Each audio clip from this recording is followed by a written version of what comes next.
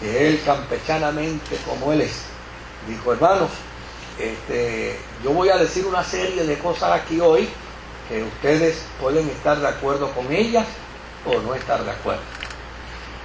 Si están de acuerdo conmigo, pues yo me voy a ir contento porque sé que hay gente que está de acuerdo conmigo. Si usted no está de acuerdo conmigo, pues yo le voy a dar la oportunidad que usted me diga que no está de acuerdo. Ahora, a la misma vez que me dice que no está de acuerdo, yo necesito que usted me diga por qué no está de acuerdo y cuáles son las bases teológicas por las que usted no está de acuerdo.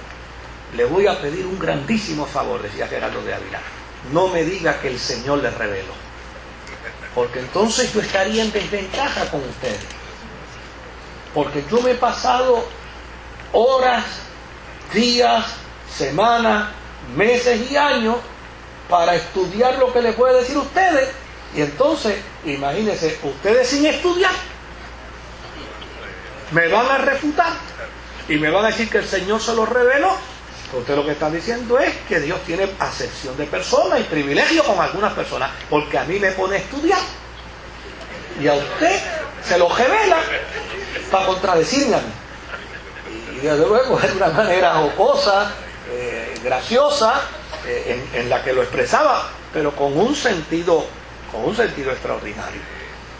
¿Por qué razón? Bueno, porque si dentro de la Sagrada Escritura hay historia, pues la historia no se puede estudiar sino es a través de las herramientas de la literatura, de las herramientas literarias. Si en la Sagrada Escritura hay una tradición oral, es decir, hay cosas que están escritas, pero esas cosas que están escritas duraron cientos de años antes de escribirse de manera oral, pues eso hay que investigarlo con las herramientas que existen dentro de ¿qué? Dentro de la literatura. Si hay una tradición escrita, pues hay que investigarla dentro de esas mismas herramientas. Porque de lo contrario, nosotros llamamos a Hipócrates, ¿verdad? Le llamamos el genio de la medicina moderna, ¿verdad? El padre de la medicina moderna. Pero yo le aseguro a usted que si Hipócrates tuviera ahora mismo un consultorio aquí cerca del Hospital Metropolitano, nadie iría donde él. Nadie iría donde él. Usted se imagina a Hipócrates diciendo: bueno, yo te voy a operar, esa condición que tú tienes cardíaca, yo te la voy a operar. ¿Cómo es la anestesia suya? Muchacho, eso es un marronazo que yo te doy, ¿verdad? Que te tiro ahí. Y no despierta hasta 2 o 3 días después de haberte hecho la operación. ¿Quién se opera con un individuo así? Él es el padre de la medicina moderna, pero obviamente cuando uno va hacia atrás descubre que el padre de la medicina moderna tiene muchos siglos. ¿Sí? Entonces, ahora, ¿por qué le llamamos el padre de la medicina moderna? Bueno, porque hay que ir tras los planteamientos, las proposiciones que él presentaba. Mire, a Freud se le llama el padre de la psicología moderna. ¿Y sabe algo? La inmensa mayoría de las escuelas de psicología no creen en lo que dice Freud. Para creer en lo que dice Freud hay que ser psicólogo freudiano, ¿verdad? Pero todo el mundo, todos los psicólogos dicen: no, él es el padre de la psicología moderna, pero o sea, es una cuestión de deferencia. Ahora, para poder entenderlo y declararlo el padre de la psicología moderna, es porque él dio ¿qué? Él dio el inicio de unos pensamientos, de unas suposiciones. Entonces, ese elemento necesita ser estudiado y necesita ser investigado, no en el contexto de hoy. Tiene que estudiarse e investigarse en el contexto en el que él estaba. Y cuando uno lo ve en ese contexto, dice: la verdad es que el tipo se las traía. O sea, Hipócrates se las traía en su tiempo, cuando ya el curandero, ¿verdad? Que lo mismo le recetaba la hierba de menta para el dolor de estómago como para el dolor de muela. Pues él dice: no, mira, yo he hecho unos estudios aquí y esto no se aplica para todos los dolores, eso es para algunos dolores. Bueno, pues ya entonces nos dice: mira, está usando unos principios elementales, ¿no?, medios prehistóricos, pero ya están usando, por eso es que se le llama. Cuando llegamos a planteamientos teológicos como los que nosotros vamos a llegar a través del estudio del Antiguo Testamento, pues necesitamos sentirnos desafiados precisamente por ese tipo de análisis, por ese tipo de estudio. Otra de las cosas que necesitamos conocer y saber es que lo que poseemos fue el resultado de querer asegurar en épocas de turbulencia los fundamentos espirituales tal y como habían sido conservados dentro de esas turbulencias que vivió el pueblo de Israel. Es decir, el pueblo de Israel logró escribir unos documentos, pero esos documentos los perdieron. En unas épocas los llegaron a perder. Por ejemplo, cuando vino la invasión asírica, las 10 tribus perdieron todos sus documentos con respecto a la ley y los profetas. Se quedaron sin nada. Desde luego, las 2 tribus del sur decían, nosotros los tenemos y los guardamos. Pero finalmente vinieron después, en el año 587, vinieron los babilonios.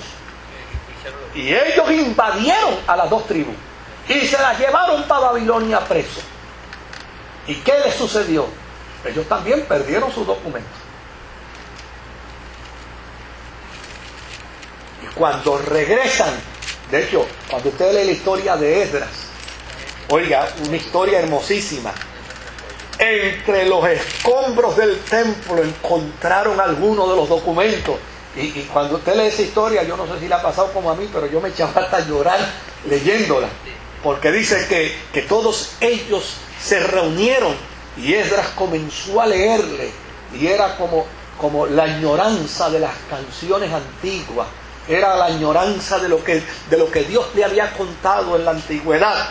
Y ellos lloraron y temblaban y se estremecían mientras Esdras les leía, y estuvieron todo el día, desde la mañana hasta el anochecer, oyendo de buena gana los documentos que habían descubierto.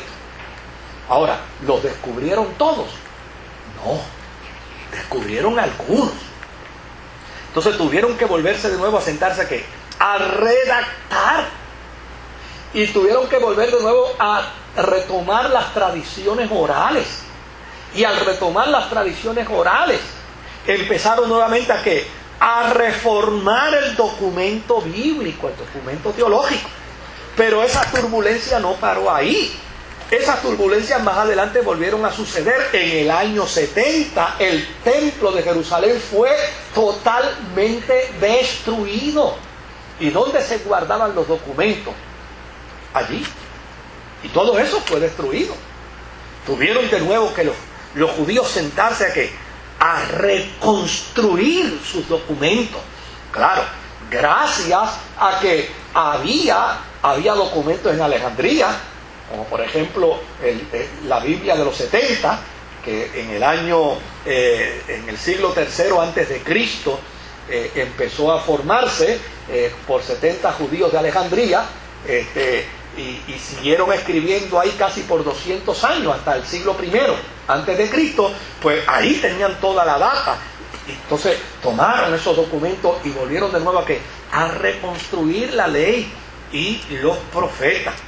Así es que cuando uno va a hablar del Antiguo Testamento, uno tiene que recordar que este es un documento donde hubo personas que se dedicaron a escribir, a reescribir y a explicar lo que había ocurrido, porque vivieron turbulencias sociales, políticas, económicas, que en algún momento dado les privó de los documentos que poseían y tenían.